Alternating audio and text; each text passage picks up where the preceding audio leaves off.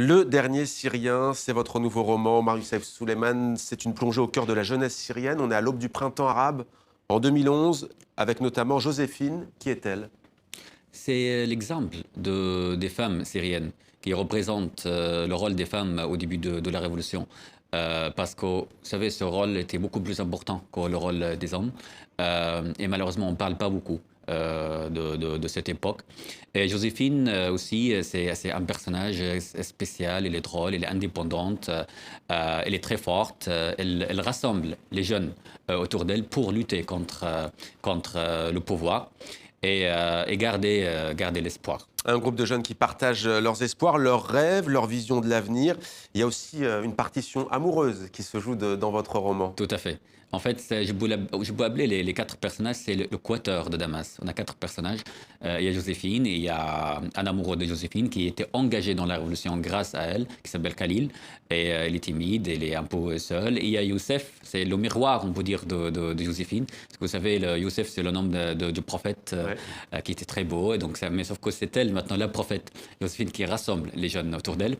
Et Youssef, il était très proche de Joséphine, et elle était presque amoureuse de lui, sauf qu'il était homosexuel. Et il avait un amant, c'est le quatrième personnage qui s'appelle Mohammed, qui présente une partie de la jeunesse syrienne qui est perdue. Il savait pas, si il était avec ou contre le régime, avec ou contre la révolution, il ne savait pas ce qu'il doit faire, etc. Pourquoi Donc, vous avez abordé cette thématique des minorités sexuelles et de l'homosexualité aux prémices des printemps arabes?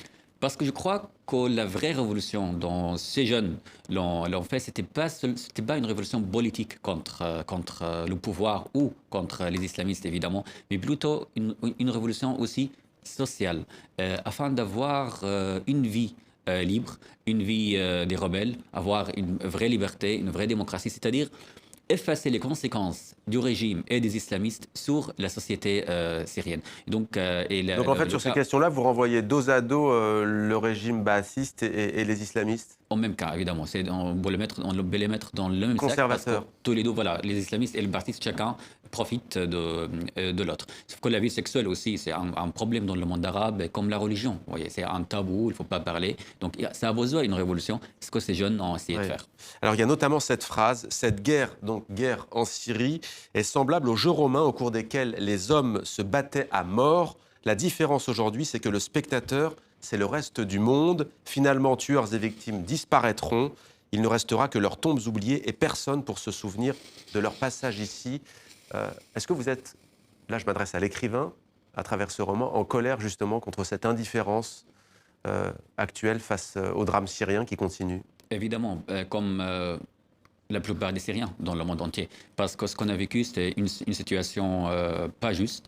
On était seuls face à un régime fasciste et face aux islamistes. Et en même temps, il n'y avait pas d'une vraie aide pour cette jeunesse syrienne afin d'appliquer leur plan de la liberté. Alors, ce qui se passe aujourd'hui, par exemple, la Syrie est devenue un pays oublié dans le monde à peu près, et aussi la plupart des Syriens, ça le problème, sont aujourd'hui dehors du spectacle. C'est-à-dire que la Syrie aujourd'hui est un pays aussi occupé, colonialisé par les Russes, les Iraniens et les Turcs. Je trouve que c'est un grand drame. Ouais.